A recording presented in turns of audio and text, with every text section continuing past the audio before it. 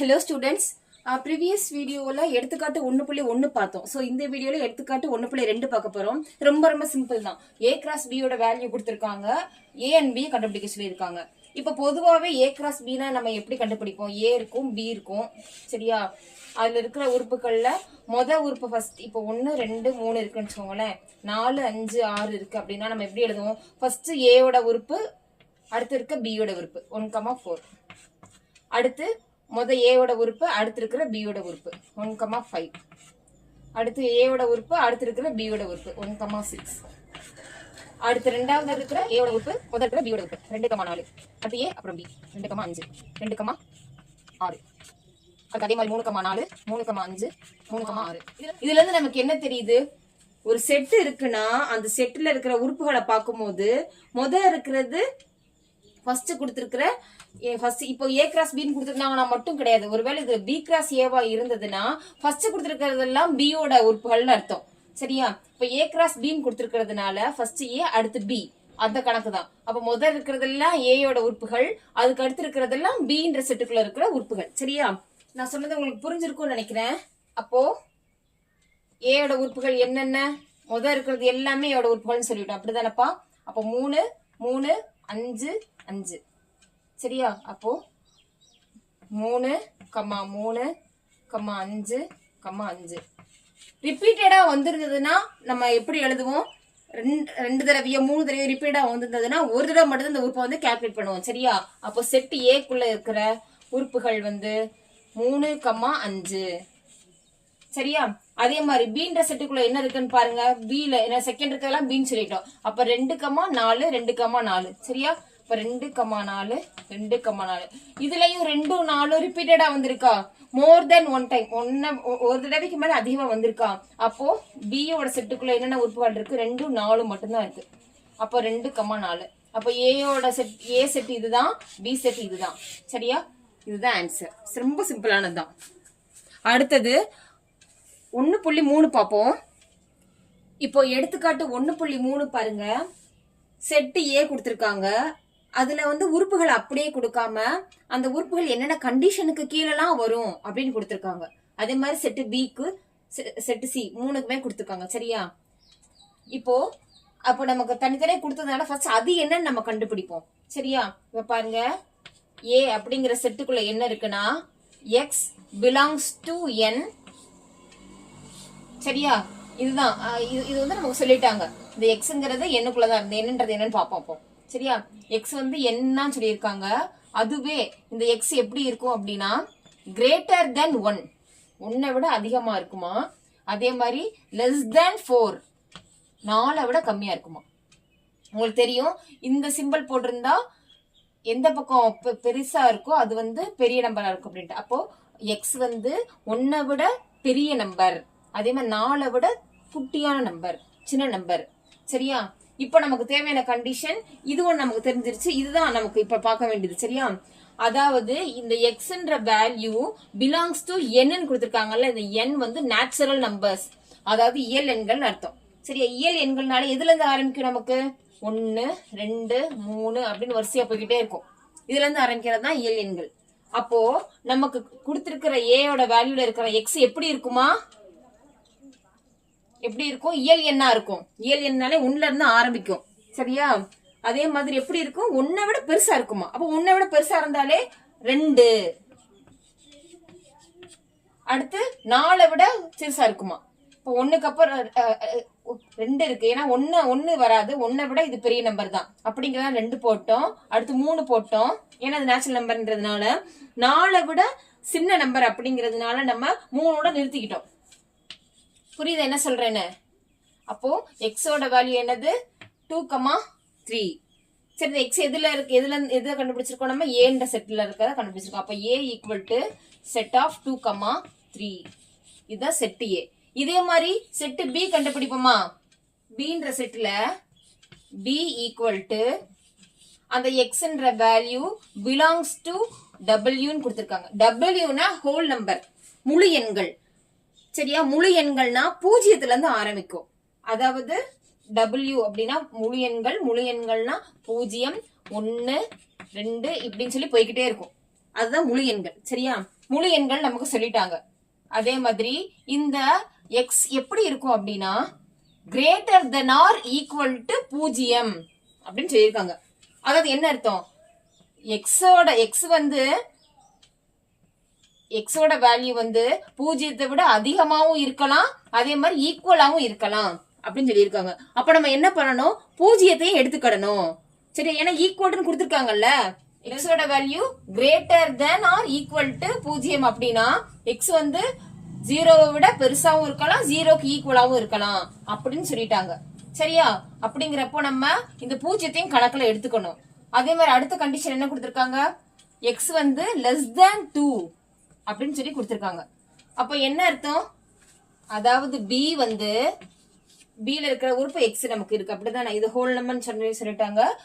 இந்த எக்ஸோட வேல்யூ 0த்தை விட பெருசாவும் இல்லைன்னா 0த்தை விட ஈக்குவலாவும் இருக்கலாம்னு சொன்னதுனால 0ன்னு எழுதுறோம். சரியா, அதே மாதிரி 0த்தை விட பெருசுங்கிறதுனால 1 எழுதுறோம். அடுத்து லெஸ் தேன் 2ன்னு கொடுத்துருக்காங்க. அப்படிங்கிறப்போ 2 விட குறைஞ்ச நம்பர் மட்டும் தான் உள்ள வரணும், 2க்கு அதிகமாவோ 2 வரக்கூடாது. இப்போ இந்த இடத்துல less than or equal to 2 அப்படின்னு கொடுத்துருந்தாங்க, நம்ம 2ஐயும் எழுதலாம். சரி, ஆனா இங்க லெஸ் தென் மட்டும் தானேப்பா கொடுத்துருக்காங்க, அப்போ 2 விட குறைஞ்ச நம்பர் மட்டும் தான் இங்க எழுதணும்னு அர்த்தம். சரியா, அப்போ பியோட செட்டுக்குள்ள 0,1 இருக்கு அப்படின்னு அர்த்தம். இதே மாதிரி சிக்கு கண்டுபிடிப்போமா நம்ம. சில என்ன கண்டிஷன் கொடுத்துருக்காங்க பாருங்க, சி ஈக்குவல் டு சில இருக்கிற எக்ஸ்ன்ற வேல்யூ எப்படி இருக்குமா, இதுவும் பிலாங்ஸ் டு n தான். அப்ப என்னாலே நேச்சுரல் நம்பர் இயல் எண்கள்னாவே எப்படி இருக்கும், நமக்கு 1 2 3ல இருந்தா ஆரம்பிக்கும், 0க்கு இங்க இடம் கிடையாதுன்னு அர்த்தம். சரியா, அதே மாதிரி இந்த எக்ஸ்ன்ற வேல்யூ லெஸ் தேன் 3 இருக்கும் அப்படின்னு சொல்லியிருக்காங்க. சரியாப்பா, அதாவது சி ஈக்குவல் டு செட்டுக்குள்ள எப்படி இருக்குமா, அப்போ எக்ஸ் வந்து எப்படி இருக்கும்பா, 3 விட சின்ன நம்பரா இருக்கும். சரியா, அப்போ 0 வராது, நமக்கு 0 வரக்கூடாதுல, ஏன்னா இயல் எண்களை தப்பா போட்டேன். 1 தானே ஆரம்பிக்கும், 1 2 3 வரலாமா, வரக்கூடாது. ஏன்னா 3 விட சின்ன நம்பர்னு சொல்லியிருக்காங்க, அதிகபட்சமே இங்க 3 தான். அப்போ 3 விட சின்ன நம்பர் இங்க ஈக்குவல்னு கொடுத்திருந்தா மட்டும்தான் நீங்க 3 எழுதலாம், இல்லைன்னா 3 எழுதக்கூடாது. சரியா, அதை எக்ஸ் வந்து இயல் எண்ணா இருக்கிறதுனால நம்ம 1ல இருந்து ஆரம்பிச்சிருக்கு, அடுத்து 2 போட்டிருக்கோம், 3 விட சின்ன நம்பர் அப்படிங்கறதுனால 1 2ஓட நிப்பாட்டிட்டோம். புரிஞ்சிருக்கும்னு நினைக்கிறேன். இந்த ஏபிசியோட வேல்யூ நான் சொன்னது புரியலன்னா நீங்க என்னன்னு சொல்லுங்க, கமெண்ட் பண்ணுங்க. ஓகேவா, அடுத்தது கொடுத்திருக்க ஃபர்ஸ்ட் சப்டிவிஷன் பாருங்க, A cross B union C equal to A cross B union A cross C கண்டுபிடிக்கணும். ஃபர்ஸ்ட் பிராக்கெட்ல உள்ளதெல்லாம் கண்டுபிடிச்சிருவோமா நம்ம. ஃபர்ஸ்ட் ABC யோட வேல்யூ எடுத்து எழுதிட்டு பிராக்கெட்ல என்னென்ன கொடுத்திருக்காங்க அப்படின்னு கண்டுபிடிப்போம். ஓகேவா, இப்போ நான் ஏயோட நம்ம கண்டுபிடிச்சோம்ல, A set B set C set, இது 3 கண்டுபிடிச்சதை அப்படியே எடுத்து எழுதி இருக்கிறேன். இப்போ நம்ம பிராக்கெட்ல உள்ளதை ஃபர்ஸ்ட் கண்டுபிடிப்போம். பி யூனியன் சி ஃபர்ஸ்ட் கண்டுபிடிப்போமா. பி யூனியன் சி ஃபர்ஸ்ட் ஒரு சைடு ஈக்குவல் ஒரு பக்கம் இருக்கிறத மட்டும் கண்டுபிடிப்போம். சரியா, யூனியன்னாலே 2 இதுல இருக்கிற உறுப்புகளை சேர்த்து எழுதணும்னு நமக்கு போன கிளாஸ்ல நீங்க படிச்சிருப்பீங்க, அப்படிதானே. அப்போ இந்த பில உள்ள உறுப்புகளையும் சில ஒரு உறுப்புகளையும் சேர்த்து எழுதணும். அப்ப செட்டுக்குள்ள என்ன இருக்கும், 0, 1, 1, 2. 0,1 எழுதிட்டேன், அதே மாதிரி 1,2 எழுதிட்டேன். சரியா, உங்களுக்கு நல்லாவே தெரியும் நம்ம செட்டுக்குள்ள ரிப்பீட்டடா வரதை எழுத மாட்டோம், அப்படிதானப்பா. அப்ப பி யூனியன் சியோட ஆக்சுவல் வேல்யூ என்னவா இருக்கும், செட்டுக்குள்ள இருக்கிற உறுப்புகள் 0, 1, 2. சரியா, அடுத்து என்ன கண்டுபிடிக்கணும், A cross B union C. சரியா, அப்ப A cross B union C. B union சியோட வேல்யூ நமக்கு தெரியும், அதே மாதிரி ஏ ஓட வேல்யூ நமக்கு தெரியும்.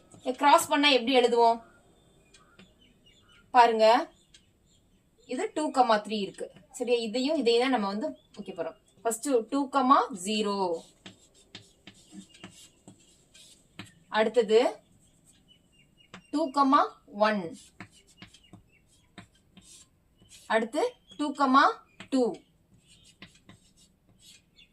அடுத்தது என்னதுப்பா 3,0. உங்களுக்கு இங்க கிளம்சியா இருக்க மாதிரி தெரியலாம், நல்லா ஞாபகம் வச்சுக்கோங்க. இந்த ஏவும் பி யூனியன் சி இந்த இருக்கு, இதுதான் பி யூனியன் சி. இது ரெண்டுக்கும் தான் நம்ம கிராஸ் கண்டுபிடிக்கிறோம். கிராஸ் உங்களுக்கு தெரியும் இப்படி பண்ண, அப்படிதானே. அப்போ 3,0, 3,1, 3,2 இதுதான் ஏ கிராஸ் பி யூனியன் சியோட வேல்யூ. இது அப்படியே வச்சுக்கோங்க. சரியா, இதை நோட் பண்ணி வச்சுக்கோங்க. ஏன்னா இதை ரப் பண்ண போறேன் இப்போ. இப்போ வந்து A cross B union C யோட வேல்யூ கண்டுபிடிச்சோம்ல, அதை அப்படியே எடுத்து எழுதியிருக்கிறேன். சரியா? அடுத்து நம்ம இப்ப என்ன கண்டுபிடிக்கணும்? ஈக்குவலுக்கு இந்த பக்கம் இருக்கிறத கண்டுபிடிச்சு வச்சிருக்கோம். சரியாப்பா? இப்போ ஈக்குவலுக்கு இந்த பக்கம் என்ன இருக்குதோ, இந்த சைடு என்ன இருக்கோ அதை நம்ம கண்டுபிடிக்க போறோம். ஃபர்ஸ்ட் A கிராஸ் B அதோட வேல்யூ கண்டுபிடிப்போமா? A கிராஸ் B யோட வேல்யூ என்னது? ஃபர்ஸ்ட் A என்னதுப்பா? A செட்டுக்குள்ள என்ன இருக்கு? 2,3 இருக்கு. அதே மாதிரி Bன்ற செட்டுக்குள்ள என்ன இருக்கு? Bன்ற செட்டுக்குள்ள 0,1 இருந்ததா நமக்கு? 0,1. இது ரெண்டையும் கிராஸ் பண்ணும்போது நமக்கு என்னப்பா கிடைக்கும்? A cross B equal to செட்டுல 2,0 2,1 3,0 3,1. சரியா? இப்ப நம்ம A கிராஸ் B யோட வேல்யூ கண்டுபிடிச்சிட்டோம். அடுத்து என்ன கேட்டிருக்காங்க? A கிராஸ் C யோட வேல்யூ கேட்டிருக்காங்க. A cross C. So A யோட வேல்யூ என்னதுப்பா? A யோட செட்டுக்குள்ள என்னென்ன இருக்கு? 2,3 இருக்கு. C யோட செட்டுக்குள்ள என்னென்ன இருக்குன்னு பார்த்தோம் நம்ம. 1,2 இருக்குன்னு பார்த்தோமா? So cross 1,2. எப்படிப்பா கிராஸ் கண்டுபிடிப்போம்? A cross C equal to எப்பவும் போலதான் 2,1 2,2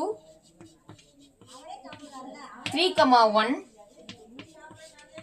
3,2. சரியாப்பா? இப்போ நம்ம என்ன கண்டுபிடிச்சிருக்கோம்? A கிராஸ் B யோட வேல்யூ கண்டுபிடிச்சிட்டோம். அதே மாதிரி A கிராஸ் C யோட வேல்யூ கண்டுபிடிச்சிட்டோம்.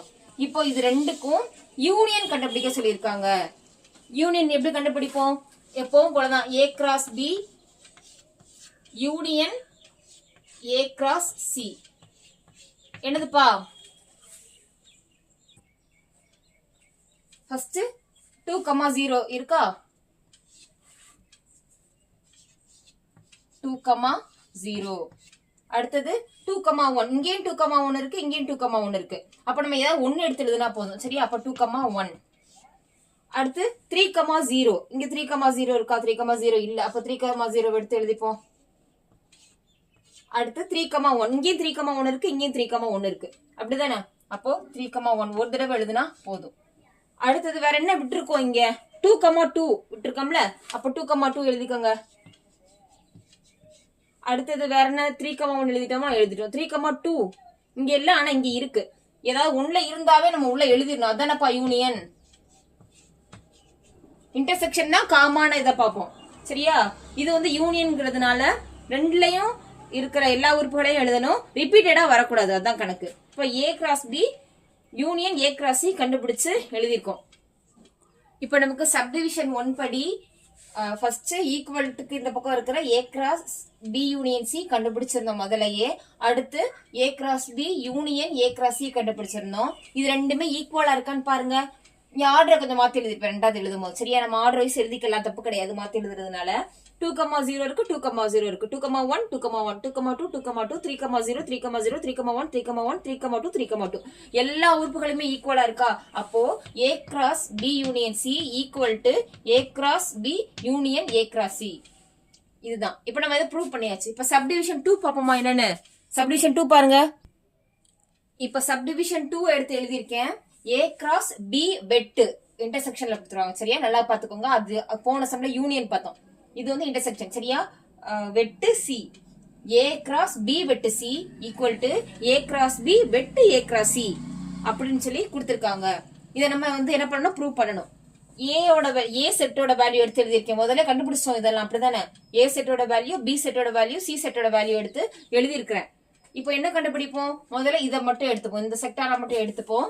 B வெட்டு C மட்டும் கண்டுபிடிப்போமா? B வெட்டு C என்ன பார்த்தோம்? B and C கம்பேர் பண்ணி பொதுவா இருக்கிற உறுப்புகளை எடுத்து எழுதணும். அப்படிதானே? பொதுவா இருக்க உறுப்புகள் என்னது? 0 இருக்கா? ரெண்டுலயும் காமனா இல்ல. 1 காமனா இருக்காம இங்கே ஒரு 1 இருக்கு, இங்கே ஒரு 1 இருக்கு. அப்படிதானே? அப்போ 1 எடுத்து எழுதிக்கலாம். 2 பாத்தீங்கன்னா இதுல மட்டும்தான் இருக்கு. அப்ப எழுதக்கூடாது. அப்போ B வெட்டு C ல ஒரே ஒரு உறுப்பு மட்டும்தான் இருக்கு, அதுதான் 1. சரியா?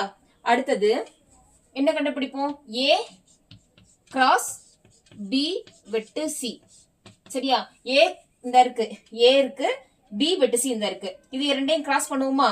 கிராஸ் பண்ணா நமக்கு என்னப்பா கிடைக்கும்? கவனமா பாத்தீங்கன்னா தான் புரியும். ஏன்னா ஃபுல்லா கிளம்ஸி ஆயிட்டு என்னடா இப்படி இருக்கே அப்படின்னு சொல்லி தோணும். சரியா? ஸ்டார்டிங்ல இருந்து ஒவ்வொரு ஸ்டெப் பை ஸ்டெப்பா கவனிக்கணும். சரியா? 2,1 அதே மாதிரி 3,1 இதான் நமக்கு A கிராஸ் B வெட்டு C யோட வேல்யூ. சரியா? அடுத்தது என்னன்னு பாருங்க. இப்போ ஈக்குவல் இந்த பக்கம் இருக்கிறத கண்டுபிடிச்சு வச்சுட்டோம். இது ஈக்குவேஷன் 1ன்னு வச்சுக்கோங்க. சரியா?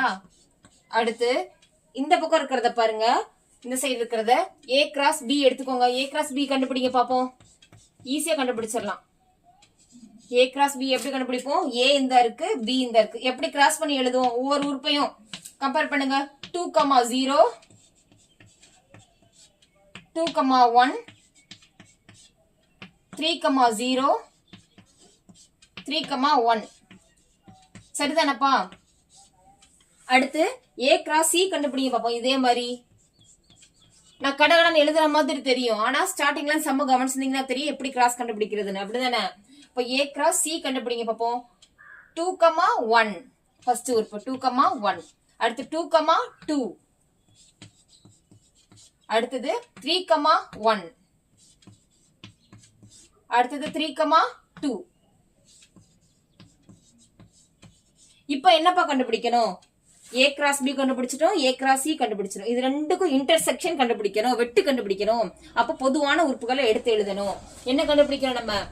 A கிராஸ் B வெட்டு A கிராஸ் C கண்டுபிடிக்கணும். என்ன இருக்கு? ரெண்டையும் கம்பேர் பண்ணுங்க. 2,0 இதுல இருக்கா? இதுல இல்ல. அப்ப அதை விட்டுறணும். 2,1 இதுல இருக்கா? இதுலயும் இருக்கு. அப்ப பொதுவான உறுப்பு 2,1 எடுத்து எழுதுங்க. அடுத்து 3,0 இதுல இருக்கு. இதுல 3,0 இருக்கா? கிடையாது. அப்ப விட்டுருங்க. 3,1 இதுல இருக்கா? இதுல இருக்கு, இதுலயும் இருக்கு. எடுத்து எழுதுங்க. 3,1 சரியா? 3,2 இதுல மட்டும்தான் இருக்கு, இதுல இல்ல. அப்படிங்கிறப்ப அதை விட்டுறணும். சரியா? இதுதான் நமக்கு A கிராஸ் B வெட்டு A கிராஸ் C. இப்போ இது ஈக்குவேஷன் 2ன்னு வச்சுக்கோங்க. சரியா? இப்போ இந்த ஈக்குவேஷன் 1ஐயும் 2ஐயும் கம்பேர் பண்ணுங்க. இந்த டைம் இந்த இதையும் கம்பேர் பண்ணுங்க. A கிராஸ் B வெட்டு C யோட வேல்யூ 2,1 3,1 செட்டுக்குள்ள இருக்கு. அதே மாதிரி A கிராஸ் B வெட்டு A கிராஸ் C யோட வேல்யூவும் 2,1 3,1 சொல்லிட்டு அதே வேல்யூ தான் இருக்கு. அப்ப இது ரெண்டு ஈக்குவல் தானே? அப்ப நம்ம இந்த செகண்ட் சப்டிவிஷன் நம்ம சாட்டிஸ்ஃபை பண்ணிட்டோம் தானே? அவ்வளவுதான்ப்பா சம். இதுல இது ரெண்டு ஈக்குவல் அப்படின்னு சொல்லி போட்டு முடிச்சிடலாம். புரிஞ்சிருக்கும்னு நினைக்கிறேன் நானு. இத பாருங்க. ஏதாவது டவுட் இருந்ததுன்னா சொல்லுங்க. ஓகேவா?